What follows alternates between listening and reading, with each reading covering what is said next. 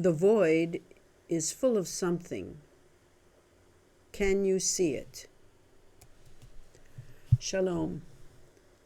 I'm Rabbi Gail Schuster Buskila, and today I'm going to talk about some of the ideas that I thought of while I was preparing my Midrash for Parashat Chayei, which is the 5th Torah portion for the book of Genesis.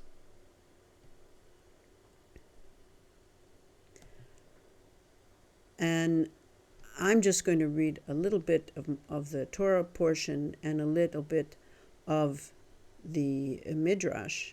But if you're interested, I highly recommend this source, Sefaria, where you can read in Hebrew and in English not only the Torah portion, but the entire Hebrew Bible. And my Midrash begins with the first 2 verses of Genesis chapter 23. Sarah lived for 120 years, 27 years. That was her lifespan. Sarah died in Kiryat-Arba, which is Hebron, in the land of Canaan. Abraham came to mourn for Sarah and wept for her. My Midrash begins this way.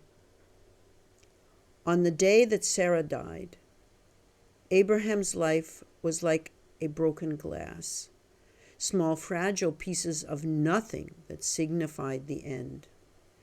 At the moment of Sarah's death, he stood alone. No laughter would ever sound the same to his ear. They were no different from other couples.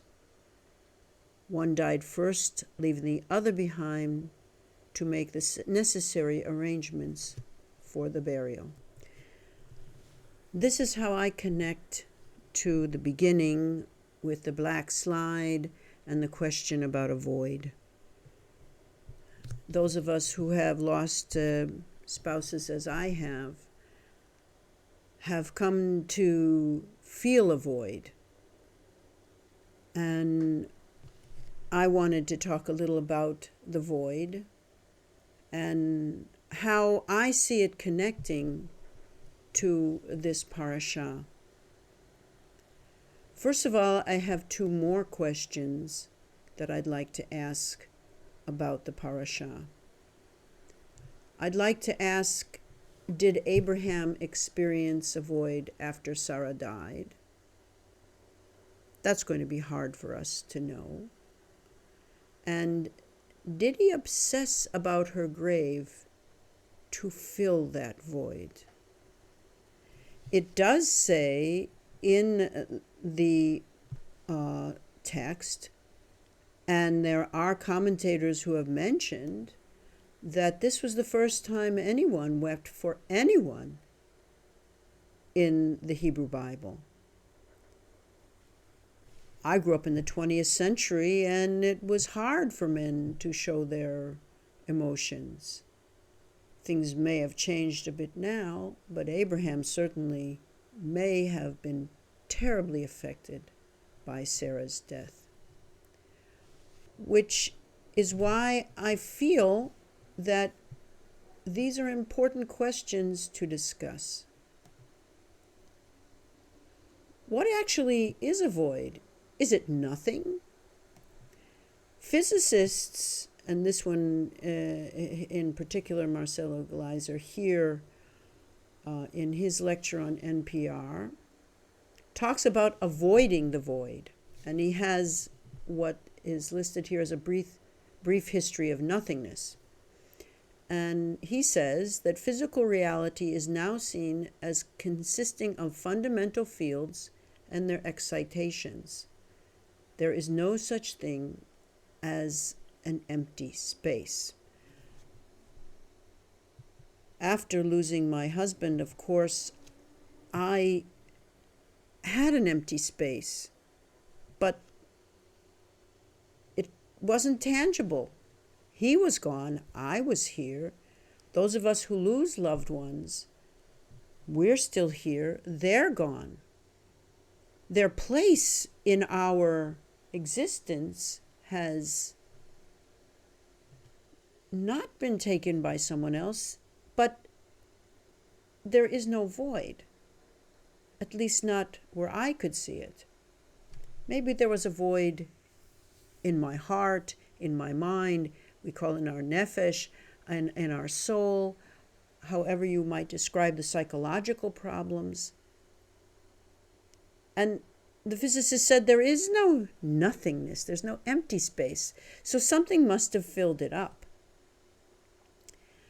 And as a matter of fact, there are other aspects of this emptiness in physics that the scientists discuss. And what they talk about is dark energy and dark matter as being in space, and that space itself is not empty. And here is one explanation for dark energy from NASA, is that it is a property of space. Albert Einstein was the first person to realize that empty space is not nothing. Space has amazing properties, many of which are just beginning to be understood. I would totally agree with that. That when we lose a loved one, in a sense, the space that they took up is filled with other things. There is no true emptiness in our lives in the physical sense, but there, in my estimation, certainly is in the psychological, in the emotional. And when I said that I wondered if Abraham obsessed about Sarah and used her burial to fill that moment in time, I was reminded of another person many years ago who took obsession for building a shrine for a spouse to such a great level. And here we have, of course, a picture of the Taj Mahal. This was a totally different tribute. It wasn't what I would have done.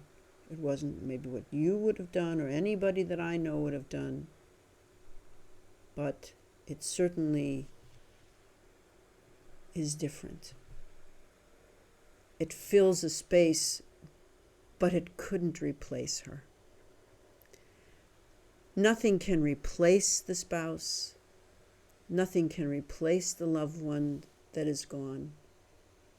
But in a sense, the nothingness is filled by our memories, by our tears, by the memories and the tears of other people.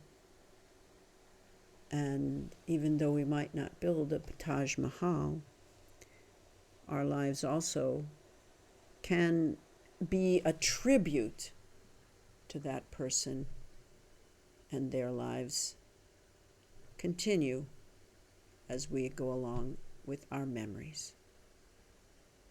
I hope you enjoy my Midrash. Shabbat Shalom. Chayei Sarah.